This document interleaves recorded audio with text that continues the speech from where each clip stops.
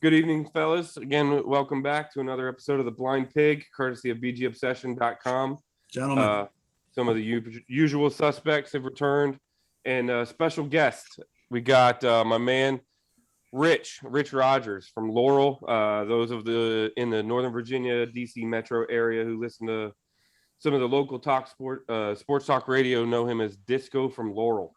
We hear him on. I think I've heard you on all three major radio shows that they host. So welcome to joining us. Hopefully maybe we can convince you to join BGObsession.com and partake in a game day chat or two and some delightful conversation.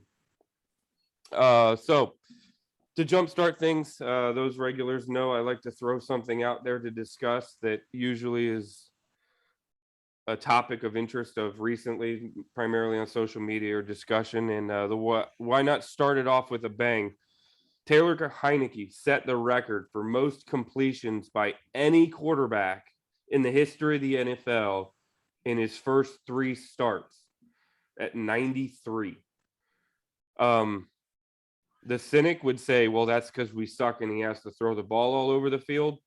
But if you want to dig into those stats, he's also done it with a plus-minus interception to touchdown ratio. And he's done it while with, I believe, a plus 60 completion percentage. So it's not like he's throwing the ball 100 times a game. How do you guys feel about our quarterback setting an NFL record? And this guy was an undrafted nobody out of ODU that sat on the bench for 8 years. I think it's a nifty stat that reflects that the NFL is a real passing game these days. And we've played several games where we needed to throw the ball a lot. I love that right now it's a happy stat because he's TH4 and he's a growing legend. If he turns out to be just another guy, it won't mean anything down the road. But yeah, it'll be an asterisk in history.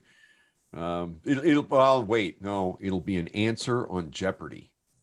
Is really what it'll end up being, right? But well, hopefully one of the six of us is on there and maybe we'll get it right. With Aaron Rodgers hosting, no doubt. Mark, you just kind of hinted at my first thought, and it's that nobody would have set this record at this level prior to, I don't know what, 2000, 1995. I mean, the league is a very different league now than it was when Theismann came in or Jurgensen, or God forbid we talk about Ball, right? You know, we throw the ball a lot more now. We just throw the ball a lot more. We do, but here's another stat to throw at you. He's only the fifth player in Washington franchise history to complete 34 passes in one game. Now that just speaks to how bad our quarterbacks have been over the, since 1932 or what, but that shocked me when I saw that. Only the fifth player to have 34 completions in a single game. Who are the other four? Because we've had like 48 quarterbacks in the last 10 years. It's going to be Theismann, Sonny, probably Sammy Baugh. Who knows? That's a good question. Cousins probably did that. Playing from behind all those years. Probably. Cousins probably did that. Probably. Yeah. Maybe Mark Brunell. Maybe. Yeah. With some short passes. I was going to say they would have all been for 4 yards, Disco. Yeah. Hold on. Wacky stat. Didn't Brunell set the consecutive completion 22 record? I think it was 22. Yeah, but I think he only had they were all 3 yards passing in that game. Yeah. So he had 22 completions for 29 yards. It was great. Yeah. So the interesting thing as well, clearly they have the utmost trust in the guy. But if you go back even to that game that he started in Carolina, he threw 57 passes. I love the fact that they're, not shackling the kid, that they have the utmost faith and trust in him, that he can lead the team. And let's face it, as you guys already alluded to, this day in the NFL, you need to have the utmost trust and confidence in your quarterback to lead your team. They're usually the catalysts for victory. And I just love the fact that, they're giving this guy every opportunity to take this team on his shoulders and see where he can carry them. Well, the thing is, what I like is the offense isn't shackled with him. It seems to be a full open playbook. I mean, this is the guy that Scott Turner was the only one that showed up at his that showed up at ODU to watch him play. Yep. So you can see the difference in how the playbook is opened up for Scott Turner and for Taylor Heineke. So, I'm not saying, Scott Turner, this might be his guy, but certainly you don't have to dumb down the playbook because it seemed like the play calling I thought was pretty good for Taylor Heineke. So I don't know if you guys saw Scott Turner's presser today, but I watched it at work. I got paid to watch it because I was screwing off today. But Turner pretty much acknowledged, he was asked why, how did everyone miss this guy Heineke, and why isn't he considered, more seriously as a good quarterback given his performances in real games? And Turner pretty much said, look, he came from a small school. He's small. He's short.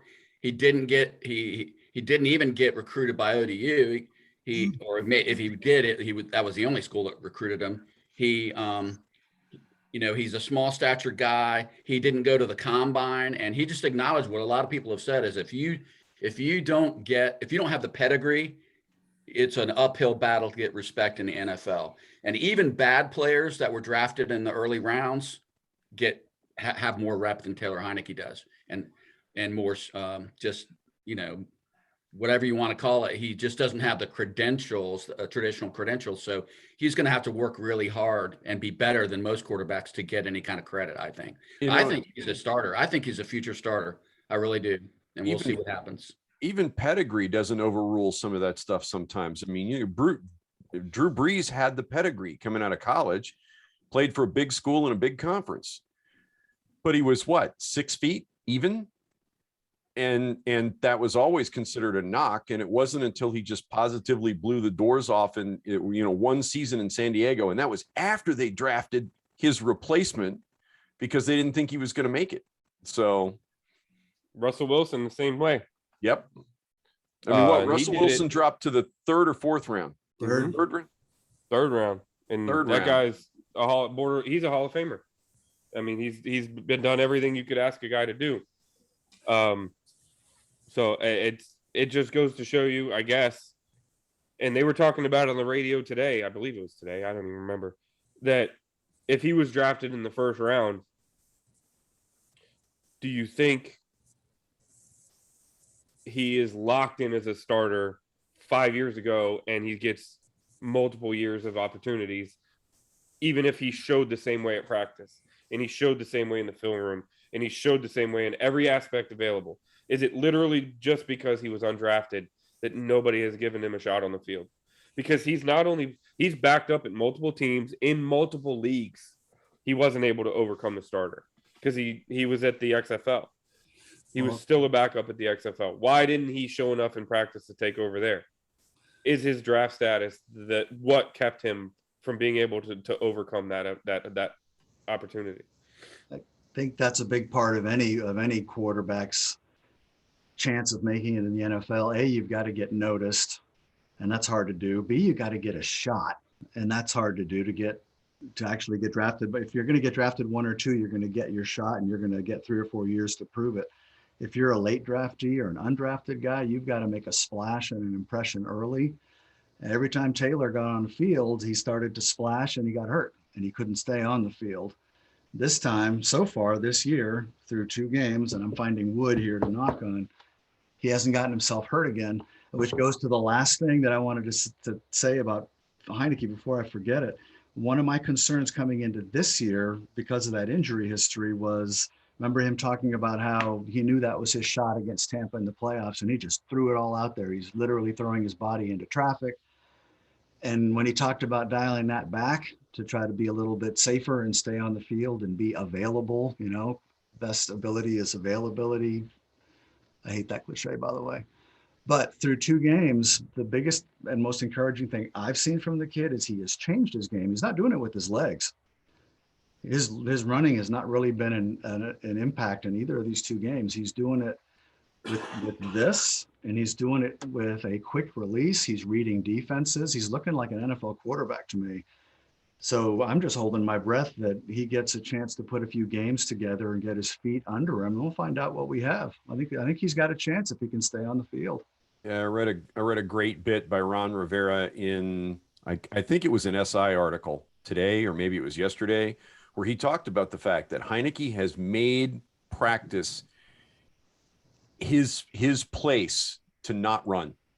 Right? You know, if you're ever going to not get out of the way, practice is the place to do it, where your quarterback is the most protected guy on the field. You know, nobody's going to hit him except to touch him. So he can afford to work on that pocket presence right there on the practice field. And Rivera said it is absolutely a focus for him in practice to work through his progressions, to not take the easy, oh crap, there's pressure, I need to get out of here play and run with it. But, you know, let's see what happens. And the result of that is that touchdown that we saw this last weekend to the tight end that I can't remember. Ricky Seals-Jones. Yeah, in the back corner. And Rivera said, go back and watch the tape. He said he made his first two reads, and there's this little hop in his step. And he said that hop in his step is where Taylor would have taken off versus Tampa Bay. He'd have gone running, and he stopped, and he forced himself to go back and find that third read, and there it was. And that's something he's been practicing intentionally in practice every day.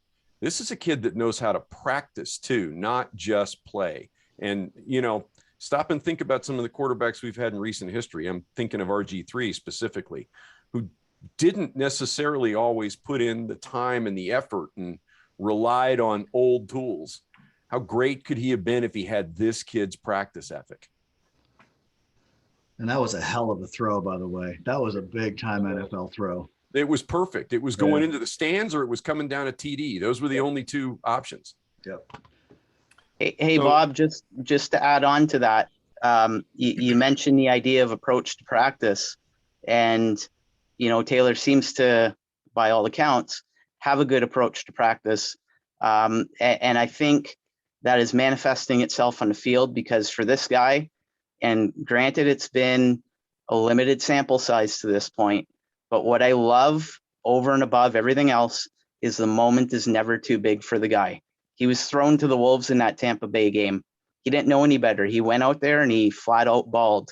And one of the things that I love about the guy, he's thrown 2 interceptions in our colors, but on the next drive that he's taken the field in both of those occasions, in the Tampa Bay game, he led us to a touchdown. In the New York game after that interception, he led us down the field for a game-winning field goal. I mean, those are intangibles that you can't necessarily teach, and we might have something here.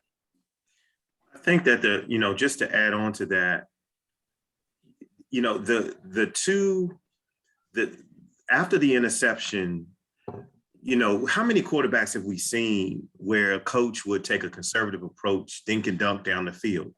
It took 2 plays. That throw to J.D. McKissick was a dime. And then we've talked about the Ricky Seals-Jones. So those 2 plays after he threw that, I don't know when the last, I'm not trying to say we haven't had decent quarterback play here and there, but when was the last time we had a quarterback to come back on just two throws that were really on the money and do that? But another part of that is, if you remember, he actually led us down the field I don't know how much time was on the clock before the half, and they were able to get in field goal range and score a field goal. So Heineke, the manner in which he plays, and I think he and Scott Turner are on the same page in terms of their moxie and their stones to call the plays that are going to get them down the field, unlike what we've seen with some of our other quarterbacks where they've been incredibly conservative. That's a perfect segue, and obviously, so now we can just dive into the Giants. I don't know if you listened to the pod last week, Disco, but I went on a rant because I was very critical of Turner and Del Rio, the coaching in general, the coordinators just frustrated me beyond words in the first game. They frustrated me a little bit, but it wasn't beyond words in this game. Turner had 2 really good drives. I won't give him complete credit for the third drive that you were referencing of his really good drives, because it was 2 plays. McKissick, and the only reason we scored a touchdown was because of Heineke. Seals Jones was not schemed open, but you know what? The damn play worked, so it's a touchdown. We'll take it. I really loved our 2 touchdown drives. They looked really good, and I have to give Scott Turner and all the credit in the world for that. The plays were crisp. Heineke was on point, but then I have to ask you the question, Rich. Why? Why was the play calling so much different between Fitz as it was with Heineke? Is it just confidence? Because you can't tell me that Heineke has some physical attribute Fitzpatrick doesn't have. So I think that to answer your question, as long as Fitzpatrick has been in this league 18 years, it's still a new offense. So you have a quarterback who knows your playbook back and front. So again, you talked about, the last play against the Giants was just 2 plays. Heineke knew the audible. That pass to McKissick was an audible.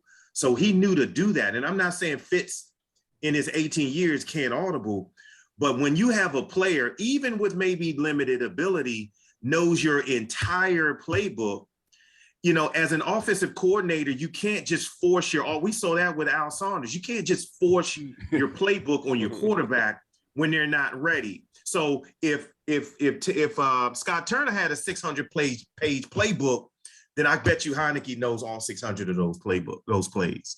That's fair. I'll give you that. I got a different question for you, Derek. How do we know he is calling a different game and the quarterback's just not playing different? Maybe the plays are the same thing, and Fitz wasn't seeing it. We only saw Fitz for like 2 commercial breaks. I mean, it's not like you guys are talking like he played for 3 games. I mean, he was in there and then he was out of there.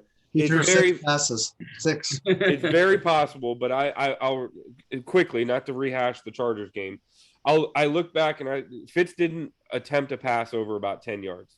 And then the first 2 plays that Heineke was in the game for were deep out routes, which traveled 15 or more. You think those are different calls or a quarterback? I don't know. Maybe the reason, I don't know. First option.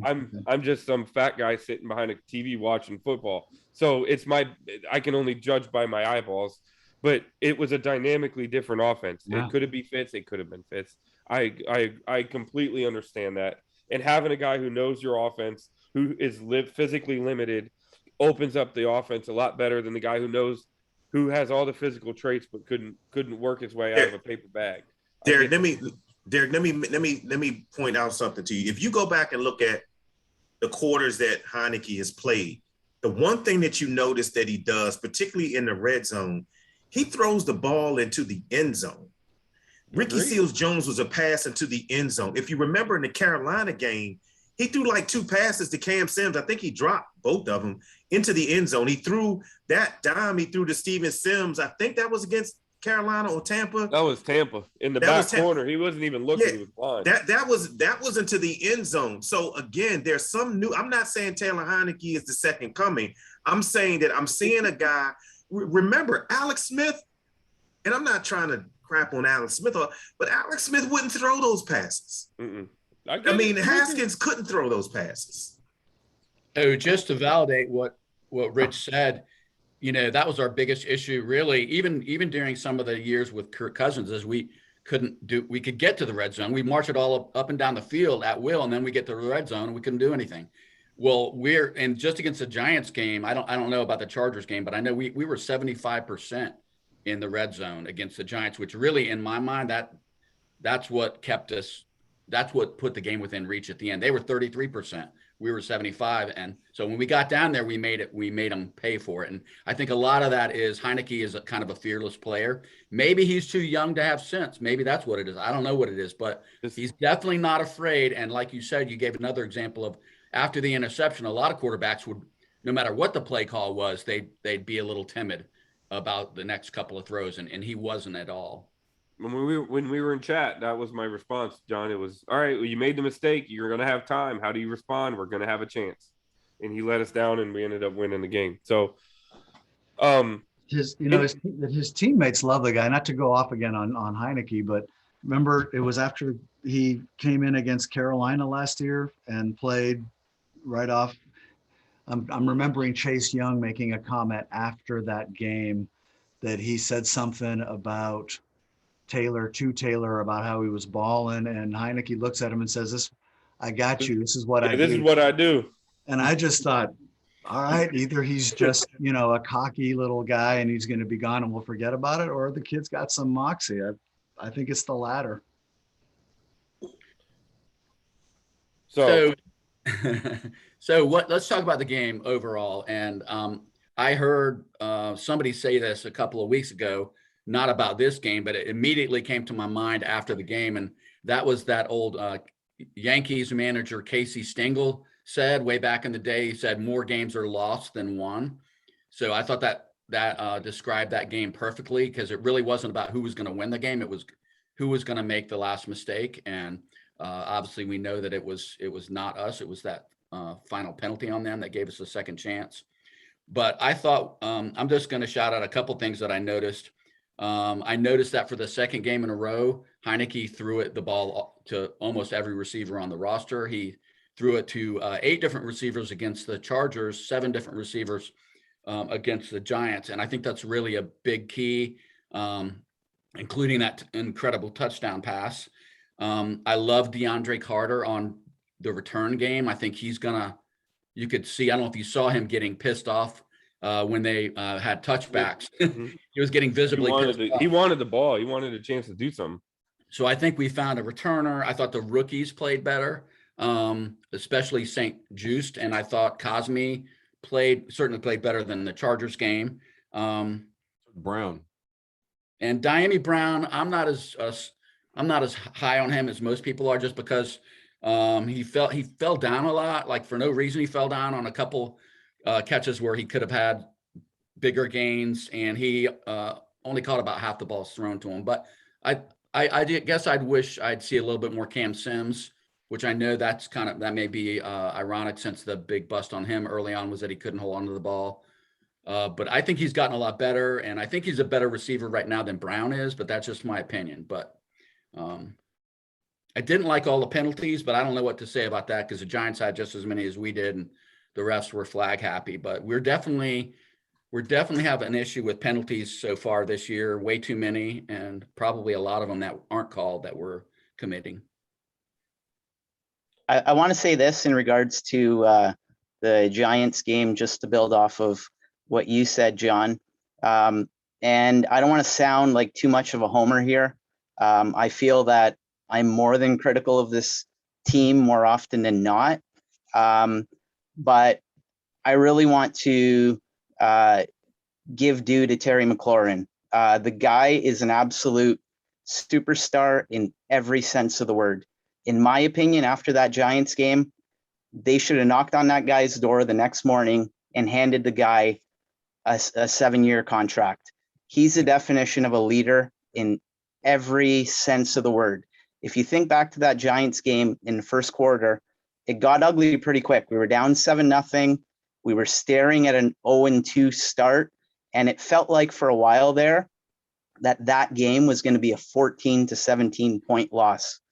But who steps up? It was Terry McLaurin. It could be argued that our season was potentially over. I mean, we're going into Buffalo next week. If we were going in there 0-2, that would be a pretty big hole to get out of. But Terry McLaurin tarried, essentially, in moments of desperation. That 90-yard drive that tied the game woke up the team. He made 4 catches on that drive. He got the touchdown. He amassed 43 yards. He made some great catches. He ran great routes. And he essentially took the team on his back in that moment and decided that he had enough of the nonsense that was transpiring versus a division rival. To me, he epitomized everything that you expect out of a leader. I think that his work on that drive, and not to discredit anything that Heineke was doing, I think his work on that drive saved our season. I know it's early, but it gave us some life, so to speak. It's ironic because the night that McLaurin got drafted, it was Darryl Green, if you guys remember, on draft night that announced that pick. And Darryl Green is one of the franchise's greatest players. And I personally think that somewhere down the line, we're going to be talking about Terry McLaurin as potentially being one of those franchise greats as well. So I want to give a shout out to him. Nicely because done. I'll drink to that. His game was fantastic on Thursday. He's So, proven to be Rich, able you to- were at the game. You were at the game. What was it like being there? So so to Paul's point, that's a great segue question, because I noticed I'm in the lower bowl and I sit at between the 20 and 30 yard line. And I've never seen, you don't see this on camera, I've never seen Terry McLaurin that animated before game. He came out the tunnel, he came out later and just bouncing on the sidelines and pumping the fans up. I'm like, wow, who is this guy?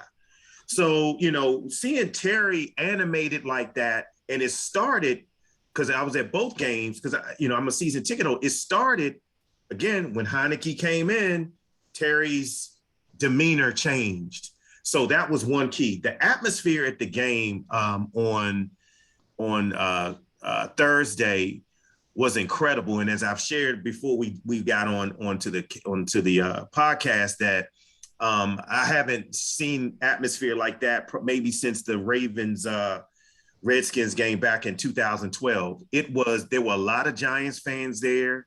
They talked a lot of trash, particularly after Hopkins missed the field goal. I mean, it was just bedlam in there. But then there was a flag, and then after when Hopkins made it, they didn't want to be heard. They didn't want to be seen.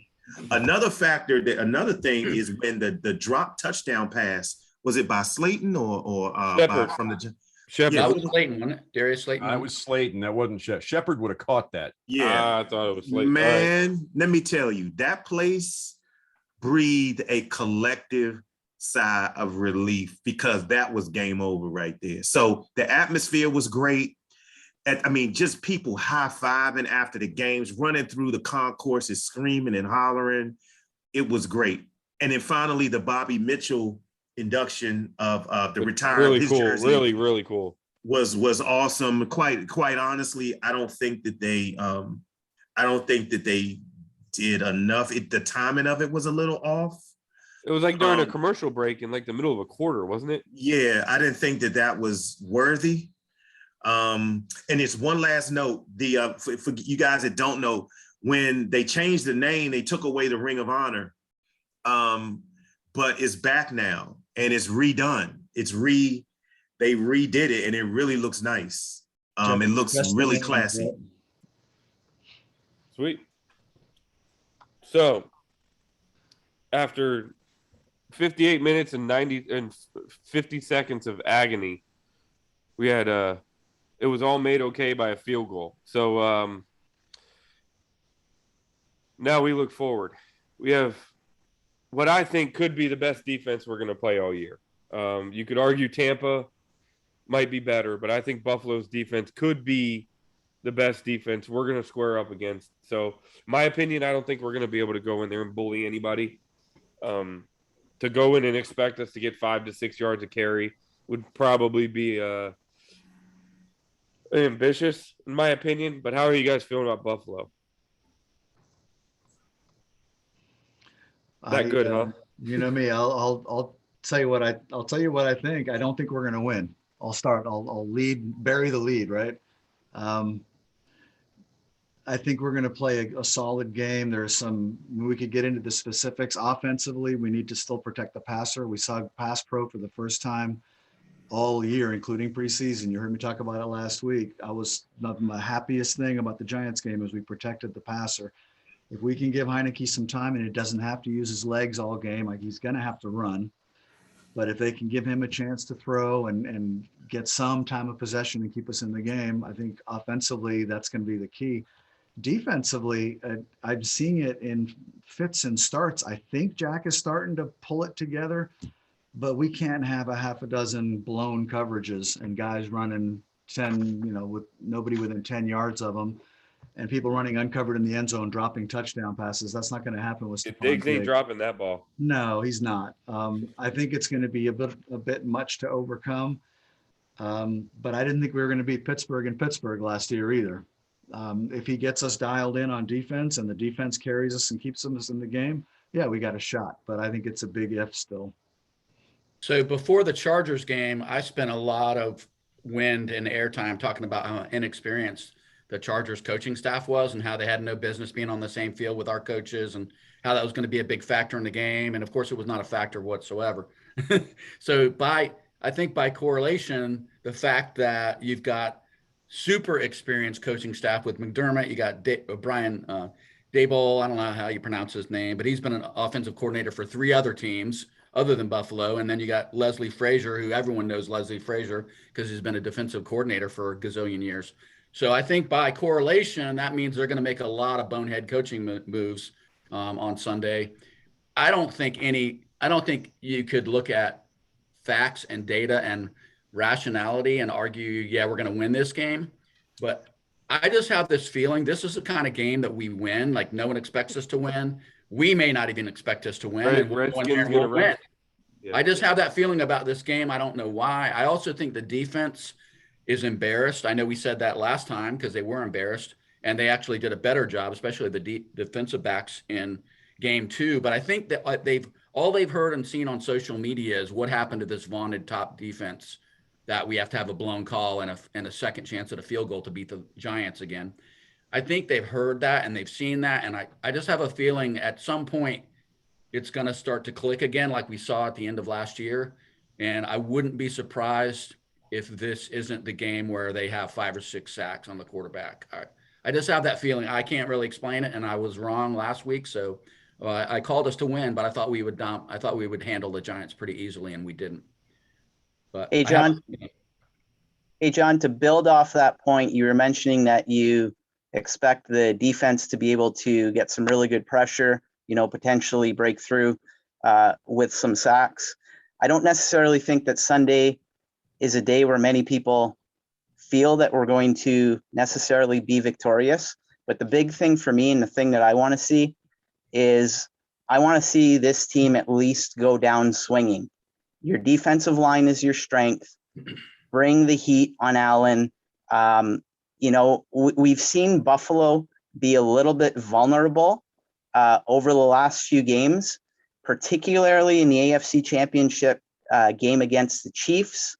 The Chiefs, if you watch that game, they really pressed and challenged the Buffalo receivers at the line of scrimmage, and they brought a lot of heat on Josh Allen. It worked. The guy was sacked 4 times that day, and they went 5 of 14 on 3rd down. Same thing happened week 1 against Pittsburgh. Pittsburgh brought a lot of pressure on them. Their offensive line was called for 6 holds. The Bills gave up 3 sacks. The way that you're going to be beating these guys on Sunday is by bringing a lot of heat and allowing your defensive backs to play one-on-one against their receivers. Let's face it. We have talent on the defensive line. We invested heavily in Kendall Fuller, William Jackson. We spent the high pick on Benjamin St. Just.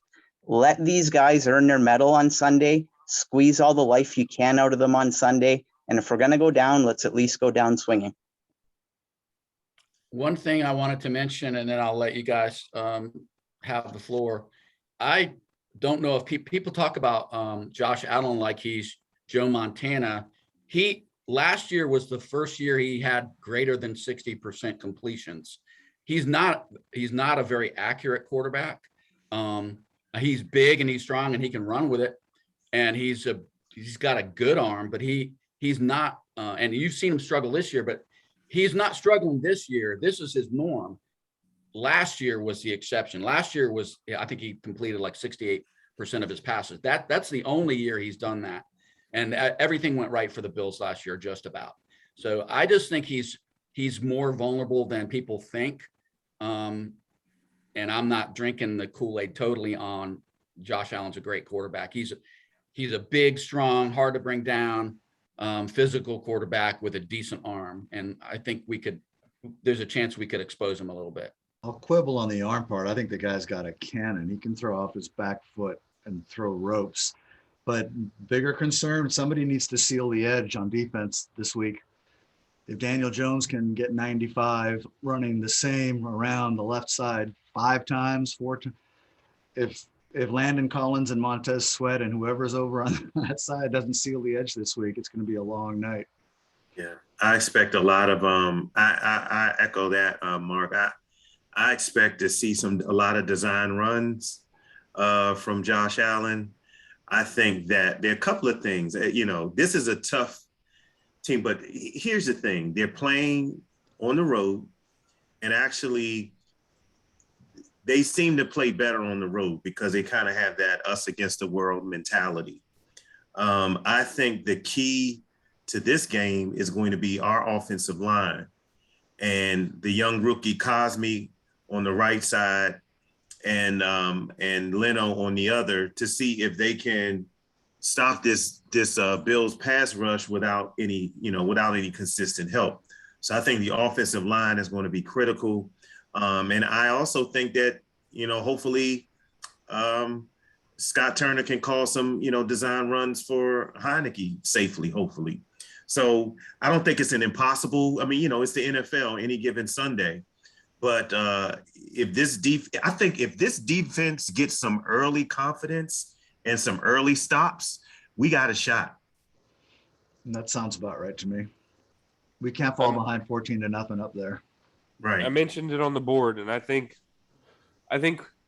hope we don't live and die with the run game, because I don't think we're going to be, like I said, I don't think we're going to bully them. I think we're going to need a couple big shots, and the big shots early.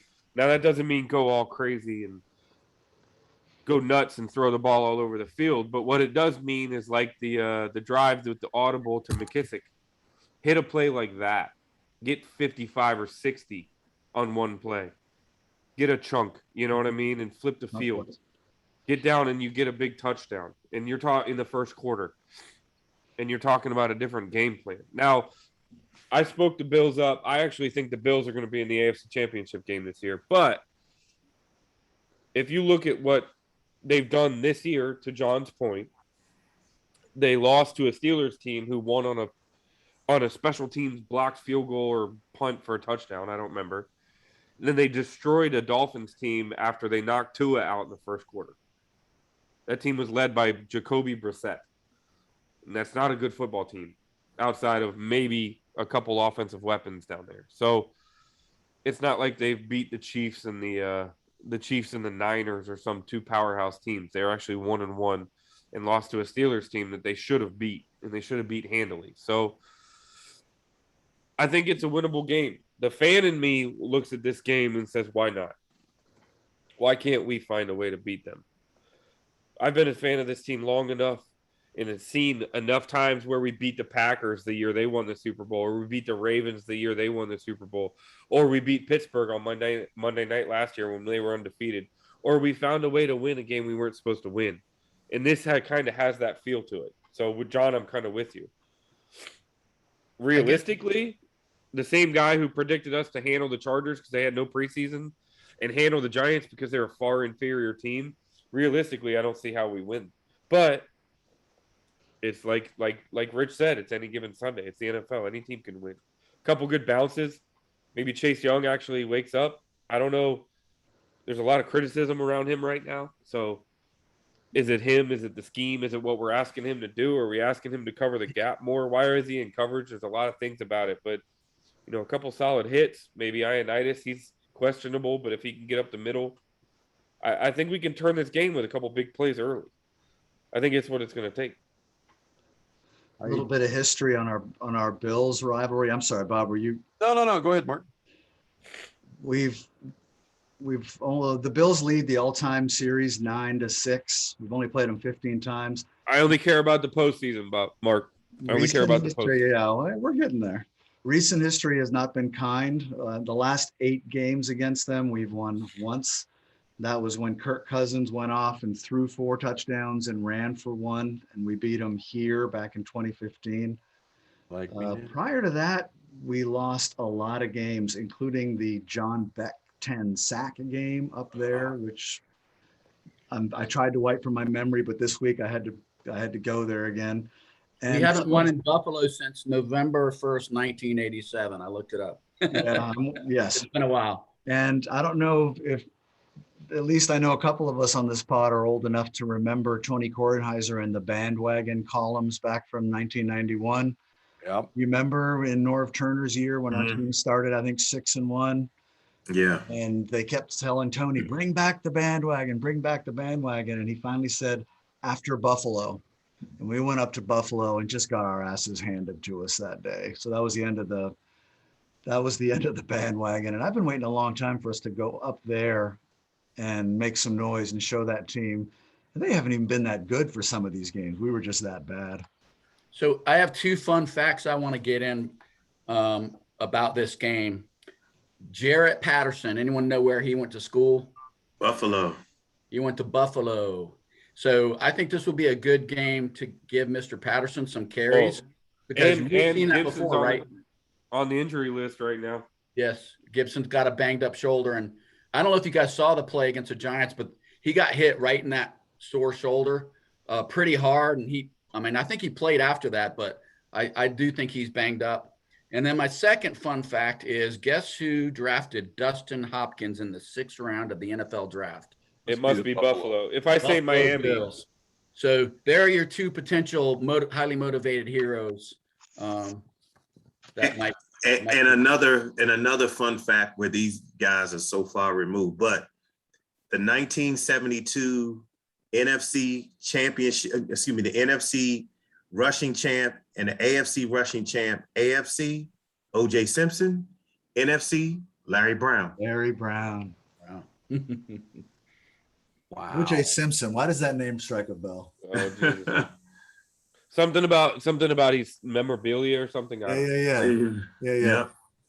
Ah, Larry Brown. Buffalo was also the team that beat us the game after the Sean Taylor game. So yeah, wow, that's an interesting pool. Now, that's so I also say just a real I think the Bills have some of the best uniforms in the NFL. I love their uniform. I'm so glad they went back to the old AFC with the white helmet. It's brilliant. Yeah. Brilliant. The Chargers too, damn it. We keep losing to good uniforms. I gotta ask you guys, and it's a topic on the board, and it kind of plays into this. And what's going on with Chase Young? Or should we be worried? I have my own thoughts. I have my opinions, but I leave it to the board. Should Rivera we thinks be he's worried? trying to do- I'm going to Rivera throw it thinks- right to you, Rich. Sorry, not to cut you off, Bob. I'm putting you on the spot, Rich. I want to know because you're not on BGO. I want to know what's up with Chase Young. I think Chase Young is playing. He's relying on brute strength, and he's relying on bully tactics, and he's playing with strength and not with his smarts. I think that there are tackles that are just as athletic and nasty as he is. I don't think he has a full repertoire of moves, but I'm going to say this, and I mean no insult to him. I don't know if he buys into his own hype. And I know that sounds a little harsh. I think he's still learning to play, but he's very animated. But at some point, you got to play with your head, and you got to. I'm looking at highlights of these moves. Guys got spin moves and hump moves, and he just hasn't developed it yet. But I want to say yet. I just think that he's still young, but he's playing with strength. And there are a lot of guys just as strong or stronger than he is. I don't think he's playing with his head. What were you going to say, Bob? Rivera was asked this question yesterday, maybe it was Monday, and his comment was he thinks Chase is just trying to do too much. He's trying to be the man. You know, he's been hyped as the leader of this team and the leader of this defense, and he's only in his second year, and now he feels the pressure to go out there and do something every single play, and so he's just trying too hard instead of taking what he's given. Rich, I was struck. You said he's playing with nothing but strength. I haven't seen anything from a bull rush from him yet this year. In fact, I watched several replays the other day, and I thought, Lord, the guy's giving him the swim move to the inside. Like nearly every single snap. He's got the swim move to the inside, just push him and go, and you never saw it. It was a continuous attempt to get around the corner. The other thing was, if you go back and watch the Giants game, they were coming with a second guy late, often to the inside, and just driving him. You know, he's totally wrapped up in the tackle. They weren't hitting him low. They were just slamming right into his shoulder and knocking him off his stride and moving him around. And, you know, when the other team's trying to take you out of the game, you've got to change something. And I never saw him change anything. Now, whether that's Del Rio, whether that's his defensive line coach, whether that's Chase, but somebody's got to recognize that, you know, the definition of insanity is doing the same thing over and over again, expecting a different result. And that's what seems to be going on at the moment. I've heard the coaches, both Del Rio and Rivera, talk a lot, like over and over, about guys doing their job, like playing with discipline, doing what they're supposed to be doing on every play. And I get the feeling that that's what's going on defense, because it's not like Ioannidis and, you know, Allen. Sweat. I mean, Sweat's not doing it what he did last year either. It's not just Chase Young. So I feel like all those guys have to be doing what they're supposed to be doing at the same time. And I just wonder if they're not doing a little bit too much freelancing.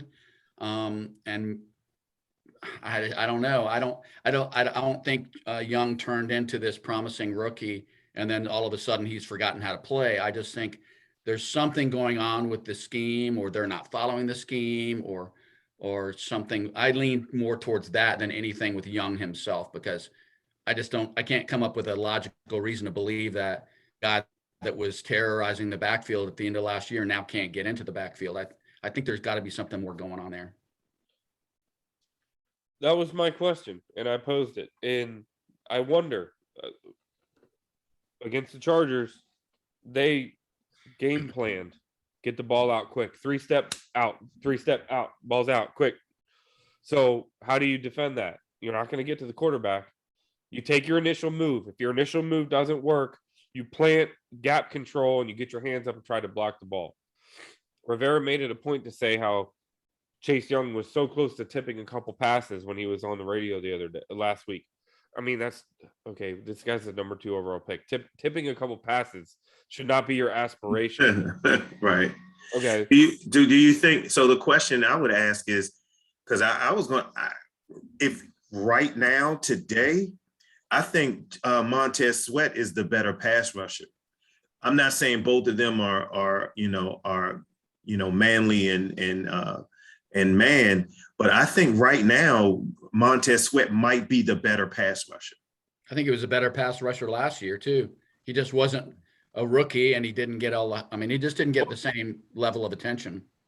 To feed into that debate, we forget, like, the only reason we even had a chance at Montez Sweat is because someone told somebody else that his heart was going to fail. You know what I'm saying? Yeah. In most years, that guy is Jadeveon Clowney or very close to it. He is top 3 pick. So he is Chase Young before Chase Young was Chase Young by a year. Great so pick. that would, huh? No, that's a great way to put it. So that doesn't shock me that he is on the same level as Chase Young. And I would agree. I think last year he was the better pass rusher. And I think this year he's a better pass rusher. But I think he's also faced 16 more NFL tackles than Chase Young has. Chase Young has played in 19 games. 19 total NFL games in his career. He also only played a limited number of games at Ohio State because he was on one of the best defenses in the world who just churns out all-pro freaking pass rushers. So I think he's got a lot of growing to do. I think he's been asked to work on his discipline. I think he's been asked to understand gap control. For years, we looked at Brian Arakpo, who was the biggest physical freak you've ever seen in your life, rush himself out of the play. He would hike and he's 9 yards past the quarterback. And what does that do? It opens up a hole the size of my living room for the running back to run through. So what do you do to combat that? It's called gap control. You have to slow your pass rush, but you control the game. So I wonder how much of that give and take is there as he's maturing and understanding when I need to crash and when I don't. Now, critically speaking, his best play this week, he tackled the guy who didn't have the ball in his hand. Yeah, I was just gonna say he got faked right out of his jockstrap with a absolutely brilliant read option by Jones, and just positively annihilated the running back, only to have Jones go right through the hole. And I don't know, what did he pick up on that play? 10, 15 yards? More than he should have. You know, so I got curious and I went and pulled up the numbers. The number who leads the team in sacks? Anybody know? No, I don't. Jonathan Allen. Yeah. It's not Sweat, and Young doesn't have a sack yet this year, not even a half a sack. Kendall Fuller has more sacks than Chase Young does. Although, by the way, that particular play I positively loved. I'd been sitting in front of my TV screaming for anybody. Yeah. And for Del Rio to rush anybody but just the front four. And the minute he did it, Fuller got home. And I thought, okay, you just earned back a couple of those really lousy plays from earlier in the game.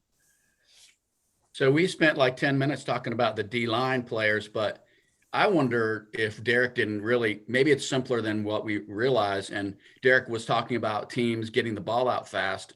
Well, if that I mean, you can do that, but you can only do that if you're rushing 4. You can only get away with doing that if you can beat the defensive backs. And so I just wonder if it's a combination of teams have realized that they can't hold the ball long. They're getting it out really quick, and they're not very afraid of our defensive backs. And we saw, again, definitely the Chargers weren't afraid of it. And I don't think Daniel Jones, even though we played better, he still moved the ball up and down the field on us through the air. So I just wonder if it's something where until we get the defensive backs really playing at a higher level, we're going to see that. We're going to see teams be able to negate, or maybe we do have a great D line, but again, if they know we're going to rush 4 every time and we're dropping people back in coverage and we still can't stop them, there's no reason for them to hold on to the ball in the passing game. They're just going to continue to get rid of it quick. And we're not going to have a lot of sacks. Something I ask you guys to look at, and something I try to watch when we're on defense, is how much movement pre-snap. We don't even need to blitz. Bluff a blitz. Put 6 guys on the line, drop 2. Something to make the quarterback change what he wants to do. And then how many of times do we press the wide receivers? If they want to get the ball out quick, make it so the wide receiver can't get to his spot as quickly as the quarterback wants him to get there. It's a very basic principle. And then while you do that, make it so the quarterback doesn't know who is going to be where on defense. So this is where my criticism comes with Del Rio, and something I've witnessed and have watched. There were a couple times where we brought linebackers down on the line and then we dropped them back. And what did that do to Daniel Jones? It confused him. He said he didn't know who was coming and who wasn't, and he didn't know who was going to be in what zone. So I hope and pray we play more of that confusion type defense and stop running just a base scheme and hoping our 4 guys can get home and our corners can cover and our safeties can recover and our linebackers can drop. Just let's get a little unique. Let's get a little different. Make it so that he has to make a decision and then question his decision, because then he holds the ball. Then you get home for the sack. And I think this is the week to do that. I'm not sure Josh Allen's a physical specimen, but is Josh Allen the most intelligent quarterback in the NFL? I don't think the numbers support that, right? He's completing 56% of his passes this year. He's obviously leaving the pocket a lot. He's the 2nd leading rusher on the team, right? So he's getting almost as many yards with his legs as he is with his arm. Granted, he didn't have to do a whole lot last week. You get up 14, 17, 20 points on a team that's playing their backup quarterback and obviously not moving the ball. You don't have to sweat that too terribly much. But I think we absolutely have to get after him, and we've got to make him think his way out of this game. It's not just being physical with him. We've got to make him think his way out of this game. And if he can do that, then he earns it. But I'm not sure he can. I know Jack Del Rio can coordinate a defense. He's been doing it for a long time. The opening 2 games, I've seen more defensive breakdowns and guys running uncovered than I've seen in a couple of seasons. I don't think that's going to continue. I think Del Rio will dial these guys in. And I think we'll start to see that happen this week. If we only see 2 or 3 blown coverages instead of 6 or 7 like last week, that'll be good progress. And we're going to have to do that before we can get in the opposing quarterback's head. Because if he knows he's got to get rid of it, and there's a guy running uncovered in the secondary, just about any NFL quarterback can get it to him. I think this needs to be the week that Jack Del Rio gets these guys on the same page. And we've gone this far in the pod without mentioning Landon Collins, who I know hasn't been the most popular defensive player on our team so far. He seems to have been involved in some of these busted plays. I'm hoping there's some midnight oil burning in the defensive room this week. I hope so. Del Rio was pretty cryptic. He did a presser today as well, and he was asked some pretty hard questions, and he didn't really give a lot of answers other than it's pretty clear he's not satisfied with. He kind of had his guys' backs. I mean, he didn't throw anyone under the bus, but it was pretty clear that he's not happy or doesn't feel like they're playing to their potential. One good thing about the Bills, they've had more penalties in the first 2 games than we have. We've been pretty heavily penalized. We've had 17 total so far this year. They're at 19. So if we can kind of clean up our act and get rid of some of the thing about our penalties is we've had a lot of bonehead penalties that are avoidable, not necessarily interference or holding calls as much as just, I'd say about half of them were kind of mental mistakes. So if we can kind of get our heads together a little bit better and reduce those, there's a good chance that we're going to win that part of the battle. So it's that time. We're going to officially put it on paper. Predictions. I'm going to lead it off with Rich, our guest tonight. Oh boy, you guys know how to treat a guy. Just throw him under the bus. I'm What going do to you got? say, What happened Sunday? What's the score? How does it go down? I think the storyline is the defense plays its best game of the season as it launches into, I think it's the defense turns the corner.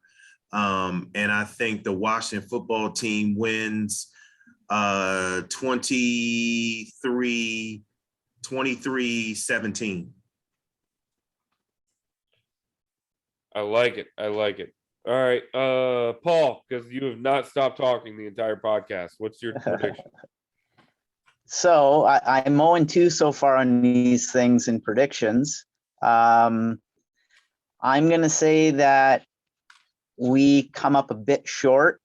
But I've always talked about the idea of this team keeping its head above water, being around that 500 mark going into December.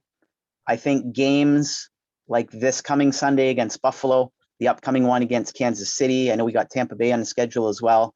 Those are going to be big measuring sticks for this team.